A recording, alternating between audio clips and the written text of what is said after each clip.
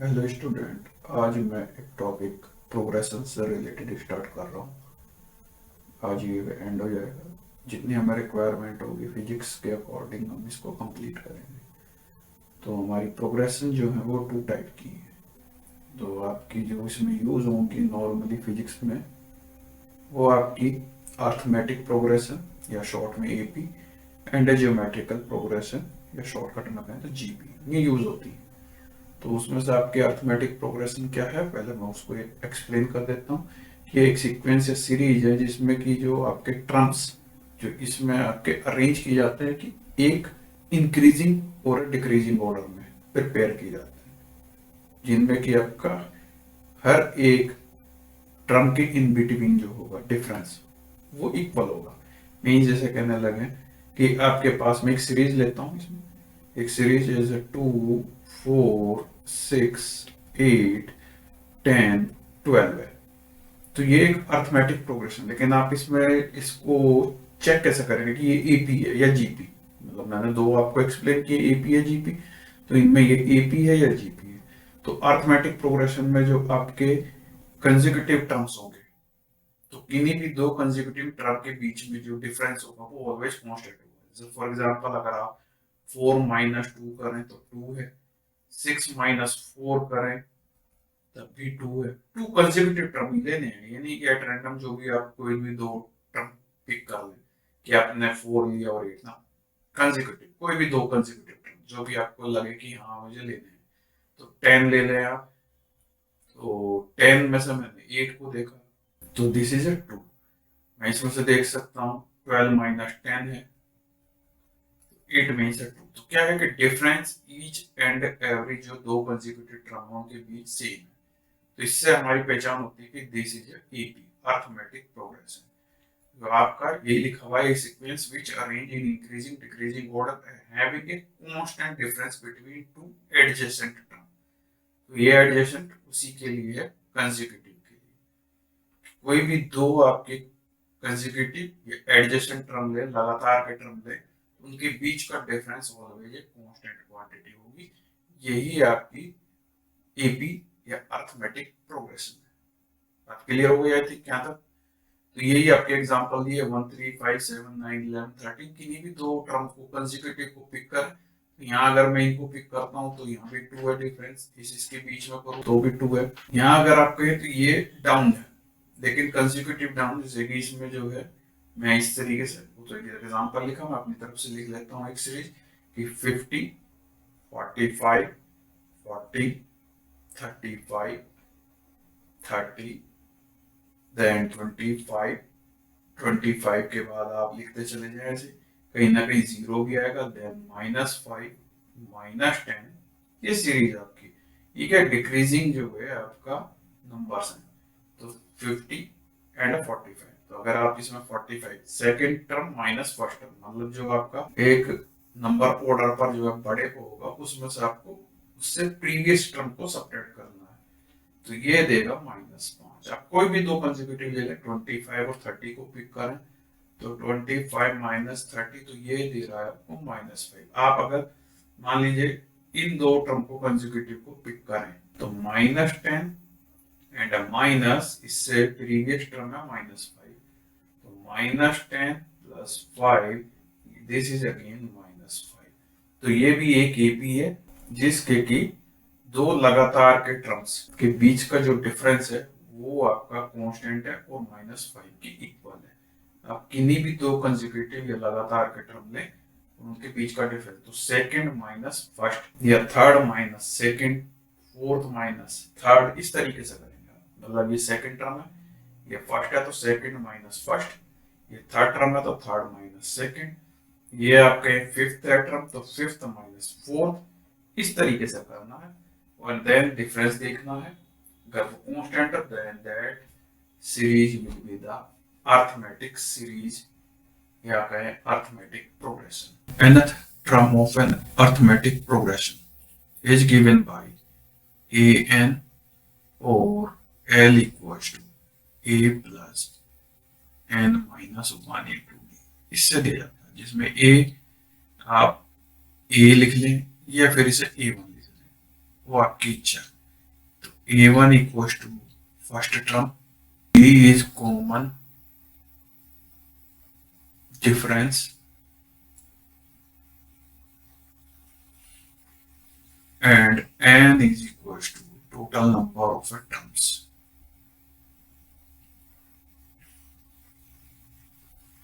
In series, तो series में जितने भी टोटल टर्म्स हैं उनको रिप्रेजेंट करेंगे आप इनसे। Now sum of the arithmetic, अगर आपको एक अर्थमेटिक सीरीज ले रहे हैं, अर्थमेटिक प्रोग्रेशन ले रहे हैं, तो देन उसके एन टर्म्स का जो sum equals to n by 2 to a1 plus n minus 1 into d। ये n आपका टोटल नंबर ऑफ टर्म्स है, a1 आपके पास फर्स्ट टर्म है, this is first term, and n again वही total number of terms, and d जो है आपके इसमें कॉमन डिफरेंस है। ओके, हाँ इसको मॉडिफाइड कर सकता हूँ मैं थोड़ा सा कि ये वाला जो आपका फॉर्मेट है ये कैसा है, ये फॉर्मेट। ओके, इस फॉर्मेट के लिए आप इसी को रिफॉर्म करें, तो a1 को आप लिखें a1 plus a1 n minus 1 into D. अगर आप इसको थोड़ा सा गौर से देखें तो ये क्या है, ये तो l कहो या an है, तो it means this can be n by 2 a1 plus l लिख लीजिए, और n by 2 a1 plus an, आप इस वे में भी लिख सकते हैं। तो ये आपका सम का एक्सप्रेशन है, और ये आपके पास जो है nth टर्म का एक्सप्रेशन है ऑफ NAP। ओके, तो ये आपके मेमोरी में रहने चाहिए, फिजिक्स में कहीं भी इनकी जरूरत हो सकती है, तब जो है आप इसको यूज करेंगे। सीरीज का सम आपको एडिशन कैलकुलेट करना है कि कितना बनेगा। टोटल नंबर ऑफ टर्न्स अगर काउंट करें 1 2 3 4 5 6 एंड 7, तो इट मींस n तो इस सीरीज में है 7। अगर फर्स्ट टर्म की बात करें तो this is a first term, तो a1 इज 7।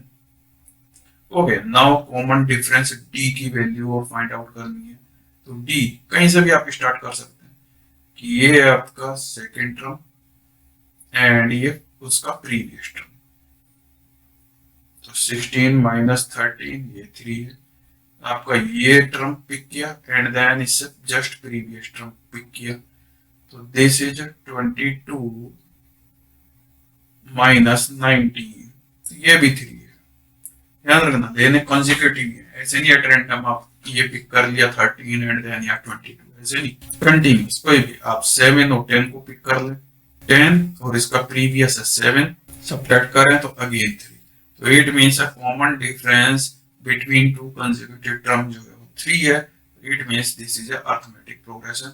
और अब आपको इसका कैलकुलेट करना है सम, तो ठीक है, सम का एक्सप्रेशन आप लिखिए n by 2 to a1 plus n minus 1 into d। अब जो भी नंबर्स आपने यहाँ कैलकुलेट किए निकाले हैं वो सब आप यहाँ फीड कर दीजिए। n है 7 डिवाइड बाई 2 टू a1 की वैल्यू है 7, 7 फीड कीजिए, n 7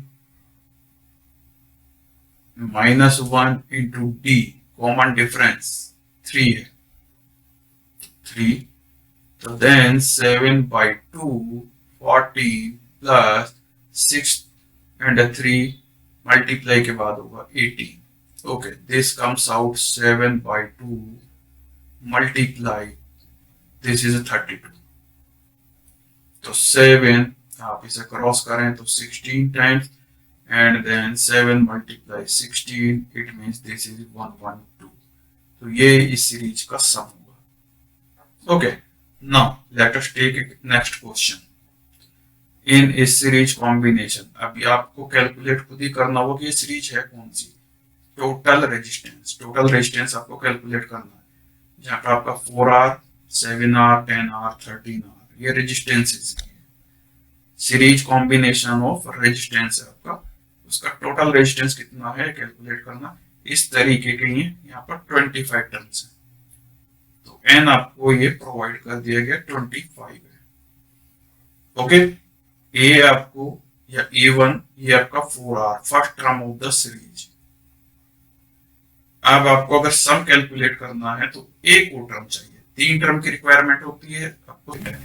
आउट ऑफ दीज 3 2 आपकी यहाँ लिखी हुई है, तीसरी कॉमन डिफरेंस है, वो आप सीरीज को देख करके कैलकुलेट कर सकते हैं, डी।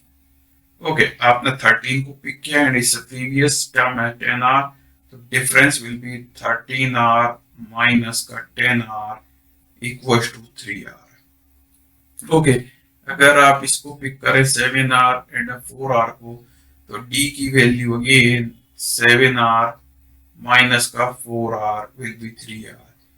ये इसलिए बार बार 2-3 स्टेप इसलिए कर रहे हैं 2-3 बार, सो दैट कंफर्म हो जाए कि यस कॉमन डिफरेंस एक्चुअल में सेम ही है। कहीं ऐसा ना होगी कहीं डिफरेंस कुछ आया कहीं डिफरेंस कुछ और आए, तो देन आप उसी के अकॉर्डिंग कंसीडर करेंगे अपने क्वेश्चन को। ओके, तो देन सम का formula S equals to n/2 2a1 plus n minus 1 into D. तो ठीक है, जो भी आपके अननोन्स की वैल्यू हैं ये फीड कीजिए। n की वैल्यू है 25 क्योंकि टोटल नंबर ऑफ एटम्स कह रहा है 25। 2 a1 की वैल्यू है 4R plus n minus 1, n है 25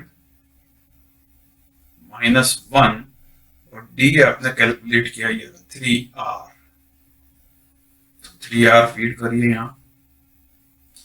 okay, next step 25/2 8R plus 24 into 3 तो 72R।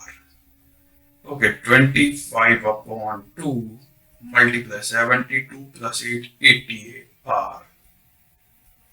So it means ये 40 25 से 40 multiply 1000R. So it means sum of this series is 1000R. ये आंसर आपको गिवन भी है। One more question on arithmetic progression. Masses of a mass M are placed at the position of 2 meter, 4 meter, 6 meter, 8 meter and 100 meter. तो ध्यान देने वाली बात है कि यहाँ टोटल कितने टर्म होंगे, 2 meter, 4 meter, 6 meter, 8 meter and 100 meter. Means कितने मास आपने प्लेस किए हुए हैं, टोटल नंबर ऑफ टर्म्स, यानी वो आपको यहाँ क्वेश्चन में नहीं प्रोवाइड किए, वो आपको कैलकुलेट करने होंगे। तो find centre of the mass of this system from the origin.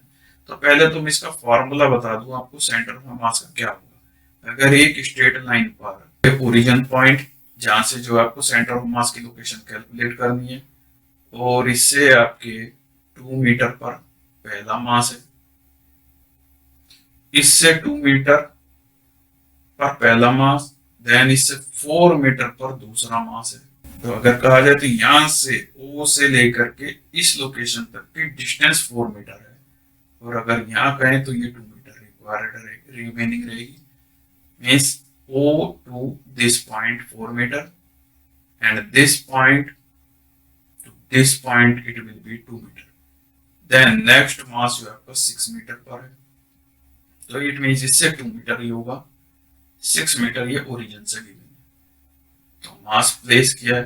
Then again 8 meter पर एक और मास प्लेस किया गया है, लेकिन वो 8 मीटर आपका ओरिजिन से गिवन है, at the position of 2 meter, 4 meter, 6 meter, 8 meter. 8 means ये आपका ओरिजिन से ही गिवन है। देन दिस इज ये 2 मीटर है। बस इस तरीके से आपके ये टोटल 100 मीटर पर भी जो है आपका एक मास प्लेस किया गया है, एम मास। ये 100 मीटर की पोजीशन है, लेकिन ये 100 मीटर कहां से, O से 100 मीटर। फर्स्ट ऑफ ऑल हमको कैलकुलेट करना होगा कि ये टोटल टर्म्स की काउंटिंग कितनी है। लास्ट है 100 मीटर, बाकी आपका ये स्टार्टिंग 2 मीटर से। एल आपको गिवन है 100 मीटर, ए गिवन है 2 मीटर, और डी की कैलकुलेशन करें तो 4 meter minus 2 meter it means 2 meter, और आप लिख सकते हैं 8 मीटर और उससे previous term 6 meter, difference of these two. तो 8 मीटर माइनस 6 मीटर, ये भी 2 मीटर। तो डिफरेंस भी हमें पता लग गया, कॉमन डिफरेंस जो है वो 2 मीटर है। तो आपके पास A L equals to A1 या ए लिख सकते हैं n-1 into D. Okay, L है 100 मीटर, A1 है आपके पास 2 meter, n-1 into D. n unknown है और d है 2 मीटर। हाँ, मीटर मीटर आप कैंसिल करना चाहें तो कर सकते हैं क्योंकि ये तो यूनिट है।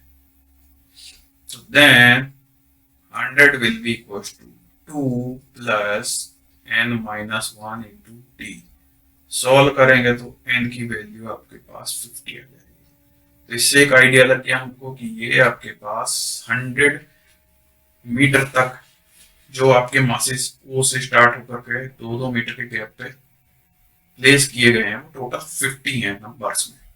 सेंटर ऑफ मास, ये अगर हम एक्स एक्सिस अज्यूम कर लें कि ये एक्स एक्सिस पर प्लेस किए गए हैं, then x coordinate of center of mass will be given by, ये फार्मूला है m1 x1 m2 x2 m3 x3, means मास और जिस कोऑर्डिनेट पे वो प्लेस किया गया उस कोऑर्डिनेट का मल्टीप्लिकेशन, मास और कोऑर्डिनेट का मल्टीप्लिकेशन। इस तरीके से आप सभी n मासेस के मास और उनके कोऑर्डिनेट का मल्टीप्लिकेशन करेंगे और नीचे डिवाइड करेंगे आप टोटल मासेस का समेशन से। तो इस तरीके से जो आपको मिलने जाएगा वो मिलेगा centre of mass of the system, given system. Okay, तो ठीक है, मास तो हर एक जितना भी है एम ही है, ये रहा, ये एम है, ये भी एम है, ये भी एम है, ये भी एम, सब अप टू जो है आपका 100 मीटर जो प्लेस किए गए वो सभी मास एम है। लेकिन कोऑर्डिनेट डिफर, ये 2 मीटर पर प्लेस है, ये 4 मीटर पर प्लेस है, ये 6 मीटर पर और ये 8 मीटर पर। तो it means this will be 2 meter, m2 तो m ही है but x2 is 4 metre, m3 भी m ही है लेकिन x3 इज द 6 मीटर। और इस तरीके से mn तो m ही है बट xn 100 मीटर है। एंड देन ये m1 भी है, m2m, m3m, और इस तरह से कितने हैं 50 टर्म्स हैं। तो ऊपर से m तो आप कॉमन ले लें, then this is a 2 4 6 8 and up to 100। नीचे से जो है m common 1 plus 1 plus 1 plus 1, ऐसे कितने 50 बार आपको ऐड करना है। ये आपने कैलकुलेट किया, m से m तो कैंसिल आउट होगा, देन 2 4 6 ये एडिशन है, एंड नीचे आपका 1 को 50 बार ऐड करना है। इट मींस ये तो नीचे तो आपका 50 हुआ, एंड देन ब्रैकेट में 2 प्लस 4 प्लस 6 प्लस 8 और 100, लास्ट टर्म 100 है। ओके, 1/50 n/2 एक्सप्रेशन लिख देते हैं पहले, और a1 प्लस an लास्ट का 1/50, n टोटल कितना है 50 term, divide by 2, first term is 2 and the last term is 100, and then 1/50 25 multiply 102, ये आपका 2 से कैंसिल और 2 से अगर आप इसे करेंगे तो 51। तो इट मींस XCM या सेंटर ऑफ मास जो आपके पास आया, ये आया 51 meter. Now we move to geometrical progression. तो इसमें जो है ज्यूम कर लेते हैं first term A and then एक कॉमन रेशो। तो अगर हमें सेकंड टर्म फाइंड आउट करना है इस सीरीज का, तो हम क्या करेंगे कि इस ए में आर की मल्टीप्लाई करेंगे तो सेकंड टर्म हमें अवेलेबल होगा ए टाइम्स आर। ओके, अब यही कॉमन रेशो तो अभी भी आ रही है, मैं यहां लिख लेता हूं इसे, देन थर्ड टर्म हमें कैसे मिलेगा इस सीरीज का, इस ए आर में इस आर की मल्टीप्लाई करें तो this will B A R square. तो थर्ड टर्म, तो ध्यान दो ये थर्ड है, आर की पावर 2 है, सेकंड है तो आर की पावर 1 है, और अगर फर्स्ट टर्म है तो आर की पावर आप 0 अज्यूम कर सकते हैं। ओके, अब ये आर लिख लिया ये। तो देन फोर्थ टर्म अगर आपको फाइंड आउट करना है इस सीरीज का तो कैसे मिलेगा, इस ए आर स्क्वायर थर्ड टर्म में आर की मल्टीप्लाई कर दो तो देन ए आर क्यूब, तो आपको लेवल हुआ 4। तो ओके, इस प्रकार से जो है अब आपको जो सीरीज बनी इनसे वो कौन सी बनेगी, वो होगी आपके पास जीपी, और इसके जो आपको लिखने का स्टाइल बनेगा A, second term A R, third term A R square, fourth term AR cube, and then nth term will be AR raised to the power n minus 1। n minus 1 क्यों हुआ, क्योंकि ये फोर्थ टर्म है लेकिन r की power है 3। This is a third term but power है 2r की। सेकेंड टर्म r की पावर 1, टर्म की काउंटिंग से r की पावर एक लेसर है। ओके, ये r की पावर 0 भी लिख सकते हैं। तो बस इसी वे में यहाँ nth टर्म में आपने क्या किया, पावर n माइनस 1 की। तो इट मीन्स, तो इस सीरीज का टी एन या एल या ए एन जो भी कहना चाहें वो है आपके पास A R raise to the power n minus 1। Clear है, तो ये आपके पास तो इस तरीके से ए आर स्क्वायर ये आपकी सीरीज बनती है। ठीक है, एक एग्जांपल ले लेता हूं मैं जिससे कि सीरीज की कैसे बनाई जाती है। मान लीजिए कि ए आपको गिवन है 2 और आर आपको गिवन है 3, तो इन दो के हेल्प से ही आप पूरी जीपी या ज्योमेट्रिकल प्रोग्रेशन जनरेट कर सकते हैं। कैसे, लिखिए, पहला टर्म 2, सेकंड 2 की मल्टीप्लाई 3 से, एंड देन थर्ड टर्म के लिए 2 मल्टीप्लाई 3 है और इसमें एक और 3 की मल्टीप्लाई करेंगे तो ये हो गया आपके पास। फोर्थ टर्म के लिए 2 मल्टीप्लाई 3, लेकिन आप एक और 3 की मल्टीप्लाई इसमें कर दें तो ये 3 raise to the power 3 and so on. तो ये आपकी ज्योमेट्रिकल प्रोग्रेशन जनरेट होगी जीपी। नाउ इस स्लाइड में हम कि क्या फॉर्मूले लिखे हैं कि sum of the N terms of a GP, कि अगर जीपी में एन टर्म है, ये जीपी है आपके पास A R square, A R cube, A R raise to the power 4 and so on. तो देन इसके एन टर्म्स का जो सम होगा उसका expression S N A R raise to the power N minus 1। इसका प्रूफ हम कर देने जा रहे हैं, रिक्वायरमेंट नहीं है r माइनस 1 डिनोमिनेटर में, लेकिन ये कब लगेगा फॉर्मूला, जब r की वैल्यू 1 से ग्रेटर होगी, तब तो ये फॉर्मूला आपका वर्क करेगा। ओके, एंड देन अगर 1 से लेसर है तो आप क्या करें, माइनस कॉमन ले लें ऊपर से भी और नीचे से भी, तो ये 1 minus R raise to the power n upon 1 minus R में कन्वर्ट हो जाएगा। आपने केवल क्या किया, माइनस ऊपर से कॉमन ले लिया, माइनस नीचे से कॉमन ले लिया, माइनस से माइनस कैंसिल, एंड देन ये आपका 1 से छोटी नंबर्स के लिए समेशन का फॉर्मूला होगा। ओके, अब एपी में तो आप इनफाइनाइट टर्म का समेशन नहीं कर सकते, बट ज्योमेट्रिकल प्रोग्रेशन में इनफाइनाइट नंबर ऑफ टर्म्स अगर सीरीज में है तो उनका समेशन पॉसिबल है।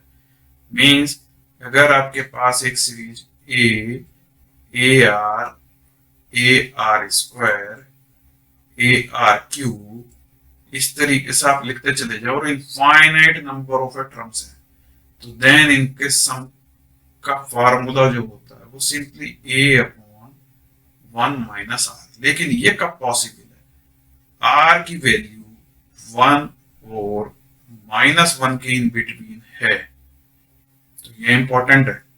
अगर कॉमन रेशो -1 और 1 के इन बिटवीन है और infinite number of terms GP में है, तब आप अप्लाई कर सकते हैं इस फॉर्मूला। ओके, हाँ, आर की वैल्यू -1 और n के 1 के बीच है, बट नंबर ऑफ टर्न्स आप लिमिटेड है n कह सकते हैं, देन आपका ये फॉर्मूला, फिर ये फॉर्मूला, मतलब नंबर ऑफ टर्म्स लिमिटेड है, r एक से छोटा है, तो देन ये फॉर्मूला आपका वर्क करेगा। बट अगर नंबर ऑफ टर्म्स इनफाइनाइट हो गए तो देन फॉर्मूला ये है।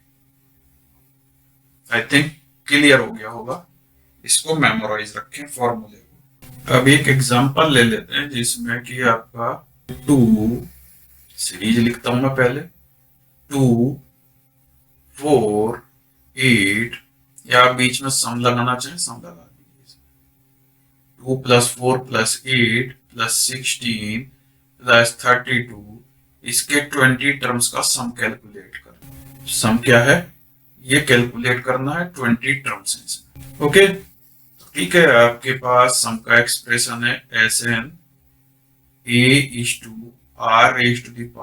-1/r -1 या 1 ठीक है। तो कौन सा होगा फॉर्मूला, दो आपको बताए थे पीछे मैंने, एक और एक ये दो, इन दो में से कौन सा लगेगा अभी डिसाइड हो जाएगा। पहले आप कैलकुलेट करें, ए तो इस सीरीज का आपके पास है 2, और आर आप कैसे कैलकुलेट करेंगे कि दिस टर्म एंड उससे प्रीवियस टर्म का जो है आपका रेशो 8/4, ये आपके पास 2 है। कंफर्म कर लेते हैं, तो हमने ये टर्म लिया, इससे जस्ट बिफोर वाला टर्म लिया 32/16, ये भी 2 ही है। एंड देन अभी भी नहीं, अगर इच्छा पूरी हुई एक और को ले लेते हैं, ठीक है, तो ये 4 एंड 2 को ले लेते हैं इससे जस्ट बिफोर वाला, तो 4/2 = 2। इट मीन्स कॉमन रेशो हर बार 2 ही आ रहा है, और ये 2 क्या है, ग्रेटर देन 1 है। It means r greater than अगर 1 है तो आपका एक्सप्रेशन ये वर्क करेगा, r⁻n -1/r -1। तो इसीलिए ये एक्सप्रेशन मैंने स्टार्टिंग में ही लिख दिया। ओके, तो सम कैलकुलेट कर लेते हैं अब। हाँ, टोटल नंबर ऑफ टर्म्स कितने हैं 20, तो ये भी गिवन है आपको कि टोटल नंबर ऑफ टर्म्स 20, ठीक है।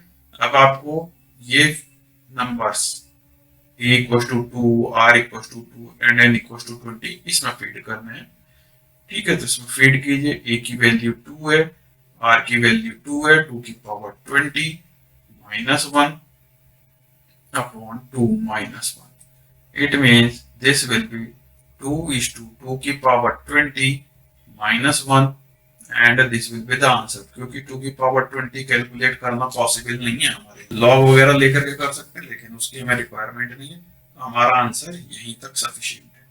ओके, नेक्स्ट क्वेश्चन है आपके पास कि ये find the sum of the series Q = ये गिवन है, मींस Q आपका इस कितने के इक्वल के बराबर है, up to infinite number of terms आपकी सीरीज में लाई कर रहे हैं, तो कितना होगा वो टोटल कैलकुलेट करना है, ठीक है। तो फर्स्ट टर्म लिखिए आप इसमें, वो तो है आपके पास 2Q।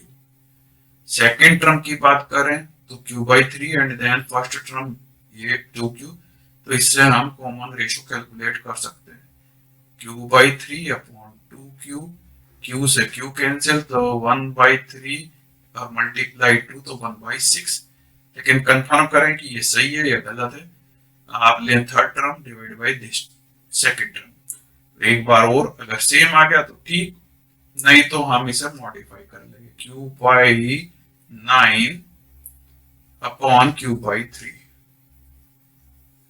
तो दिस Q से Q कैंसिल आउट हुआ, 3 ऊपर जाएगा और 9 नीचे, तो 1/3, तो ये मैच नहीं हो रहा, ये 1/6 आया है, दिस टाइम 1/3। इट मीन्स ये जीपी तो एटलीस्ट नहीं है अभी तक, तो ठीक है। एक और को देखते हैं, Q/27/Q/9, जस्ट उससे प्रीवियस टर्म है Q/9, Q से Q कैंसिल, 9 ऊपर, 9/27, इट मीन्स 1/3। तो इट मीन्स ये 1/3 दे रहा है, ये भी 1/3 दे रहा है कॉम्बिनेशन, बट ये पहले वाला नहीं दे रहा। तो इसका मीनिंग ये है कि इस टर्म को थोड़ा सा मुझे मॉडिफाइड करके लिखना होगा। ठीक है, तो मैं सीरीज को कुछ ऐसे लिख देता हूँ, क्यू प्लस का क्यू प्लस क्यू बाई 3। ये आपका माइंड गेम है, क्योंकि इसमें टीचर थोड़ा आपको हेल्प तो कर सकता है, बट ये चालाकी खुद ही सीखनी है, ये किसी स्कूल में चालाकी नहीं सिखाई जाएगी। हाँ, ये आपके पास अब क्या हुआ कि ये एक्सक्लूड कर दीजिए और मैंने ये सीरीज इनफाइनाइट कंसीडर कर लिया। अब ध्यान दीजिए, Q by 3 divide by Q 1/3 है, Q by 9 upon Q by 3 again आपका 1/3 करके देखिए कॉपी पेंसिल से। Q by 27 upon Q by 9 again आपका 1/3 ही आ रहा है। तो इट मीन्स ये एक टर्म एक्स्ट्रा था, वो हमने इसमें से एक्सक्लूड कर लिया, 2q को हमने ब्रेक करके। अब ये इनफाइनाइट जीपी है जो इनसाइड ब्रैकेट है, परफेक्ट।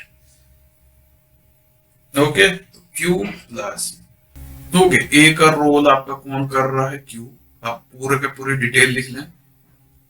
r की वैल्यू 1/3 और नंबर ऑफ टर्म्स तो इनफाइनाइट है ही है, तो ठीक है। तो ये सम बनेगा q प्लस, फॉर्मूला लिख देते हैं इस इनफाइनाइट जीपी के लिए, a upon 1 minus r. Hence, capital Q will be equals to Q plus A. A is a Q upon 1 minus R 1/3. This will become Q plus Q 1 minus 1/3. It means a 2/3. So this will become 3/2Q and a Q 5/2Q. So ये answer होगा इस question का। Now we move to next question. A point mass of a mass m by 100 is placed at origin, and now masses of a mass m are placed at 1 meter, 2 meter, 4 meter, 8 meter, 16 and ऐसे 20 masses आपने रखे हुए हैं। ठीक है, नहीं हर एक का मास m ही है, लेकिन उनकी position 1 meter, 2 meter, 4 meter, 8 meter, 16 meter and so on from origin. Okay, clear कर लेते हैं इसको विद एक डायग्राम। तो ये आपके पास m by 100 तो यहाँ प्लेस किया हुआ है एट ओरिजिन। अब आपने 1 मीटर डिस्टेंस पर small m, then 2 meter distance पर आपने नेक्स्ट m मास प्लेस किया, एंड देन 4 मीटर पर आपने, लेकिन ध्यान रखना ये डिस्टेंसेस आपकी सब ओरिजिन से दी हुई है। ये 1 मीटर है, ये आपका यहाँ से यहाँ तक 2 मीटर है, तो इट मीन्स ये 1 मीटर हुआ इसके बीच में। देन यहाँ से लेकर के ये पॉइंट तक 4 मीटर है, 4 मीटर का कह रहा थर्ड मास, इट मीन्स इस और इसके बीच में 2 मीटर होगा। देन नेक्स्ट मास 8 मीटर पर, ठीक है, ये नेक्स्ट मास मैं मान लेता हूँ यहाँ है, ये 8 मीटर आपको गिवन है ओ से, 8 मीन ये 4 हुआ, एंड आपके इस तरीके से 20 मासेस प्लेस किए गए। तो इन सब 20 मासेस के द्वारा इस पर एक अट्रैक्शन फोर्स अप्लाई किया जाएगा जो कि ओरिजिन पर m/100 प्लेस किया हुआ। ग्रेविटेशन का क्वेश्चन है 10th स्टैंडर्ड में, जो आपको बताया गया हुआ ग्रेविटेशन का एक फॉर्मूला कि अगर दो मासेस आपके एक दूसरे क्लोज रखे हों, मासेस उनके m1 m2 हैं और डिस्टेंस r है, तो देन इनके बीच लगने वाला अट्रैक्शन फोर्स इस फॉर्मूले द्वारा Gm1m2/r² द्वारा दिया जाता है। तो ये उसी से रिलेटेड आपका क्वेश्चन है। तो यहाँ इन्होंने जो है 20 मासेस को प्लेस किया है, तो m/100 मास पर इन सभी मासेस का कितना नेट अट्रैक्शन फोर्स होगा वो आपको कैलकुलेट आउट करना है। फॉर्मूला ये अप्लाई होगा, ठीक है। तो m/100 और इस m को पहले इन दो पे पेयर को कंसीडर करें तो फोर्स होगा m/100 इंटू m अपॉन इनके बीच की डिस्टेंस है 1 स्क्वायर और कांस्टेंट जो है आपका g है ये। तो इट मीन्स ये फोर्स आया आपके पास में m² अपॉन 100 g और 1 का स्क्वायर। तो gm² अपॉन 100 तो हर प्रोडक्ट पाएगा m, जब आप पेयर लेंगे ये वाला m का और m बाई 100 का, तब भी ये नंबर तो आएगा ही। आप इस पेयर को पिक करेंगे m और m बाई 100, तब भी ये तो आएगा ही नंबर। आप इस m और इस m को पिक करेंगे तब भी आएगा। तो हेंस क्या करें हम, नेट जो फोर्स होगा जी एम स्क्वायर अपॉन 100 तो ऐसे ही रहेगा, लेकिन जब आप फर्स्ट पेयर इस की बात करेंगे तो डिस्टेंस है 1, तो 1 स्क्वायर। जब आप इस और इस पेयर की बात करेंगे तो आएगी डिस्टेंस 2, तो 1 अपॉन 2 स्क्वायर। जब आप बात करेंगे इस m और इस m की तो डिस्टेंस होगी इनके बीच 4, तो it means 1 upon 4 square. And आपके ये 20 टर्म्स इस तरीके से ही लिखे जाने हैं। ओके, तो next G M square upon 100, अब इन्हें ओपन कर लें तो ये है 1, this is 1/4, this is 1/16 and 20 terms. Okay, यहाँ तक आई थिंक क्लियर हो गया होगा। तो जी एम स्क्वायर अपॉन 100, और ये आपके पास है जीपी, जिसका कि फर्स्ट टर्म मैं लिखता हूँ 1 है, और आर कैलकुलेट करेंगे तो कैसे 1/4 अपॉन 1, इट मीन्स 1/4, 1/16, अगर अभी भी संतुष्टि नहीं है तो 1/16 upon 1/4, this is again 1/4। I think clear हो गया हुआ यहाँ तक। तो आर भी आ गया और नंबर ऑफ टर्म्स कितना है 20। ठीक है, अब आप G M square upon 100 A 1 minus R raise to the power N upon 1 minus R, ये होता है सब जीपी के एंट्रेंस का। अब ये क्यों लगाया, बिकॉज आप कैलकुलेट किया है आर 1/4 मीन्स लेस देन 1 है, इसलिए 1 minus R raise to the power N का फॉर्मूला यूज किया है, न कि R raise to the power N minus 1 का। ओके, तो ठीक है, तो F net will be G M square upon 100, A की वैल्यू 1 है, रखें ना रखें कोई फर्क नहीं पड़ेगा प्रोडक्ट में, 1 minus 1 upon 4 raise to the power N यानी कि 20 अपॉन 1 माइनस 1/4। इसे सॉल्व करेंगे तो आपको यही आंसर मिलने जा रहा है। आज की लास्ट स्लाइड ये है कि इसमें आपके फर्स्ट एन नेचुरल नंबर का अगर समीशन करें हम 1 + 2 + 3, ये नेचुरल नंबर है, एन तक अगर ऐड करें तो उसका फॉर्मूला सिंपल आता है n × n + 1/2, और इसे शॉर्टकट में लिखते हैं हम सिग्मा n। इसका प्रूफ करना चाहें तो कोई स्पेशलिटी नहीं है, ए आप लिखेंगे 1 है, ठीक, कॉमन डिफरेंस ध्यान रखना कि ये केपी है जीपी नहीं है, 1 + 2 + 3 मीन्स इनके बीच का कॉमन डिफरेंस जो है वो 1 है, तो डी 1 है और n number of terms n है, तो s जो बनेगा that will be n/2 2a plus n - 1 into d। सो मत जाना भाई, यहाँ तक आता थे। ठीक है, तो n तो n/2 है, 2a1 n है और d भी 1 है, तो जब इसे सॉल्व करेंगे तो यही आएगा n × n + 1/2।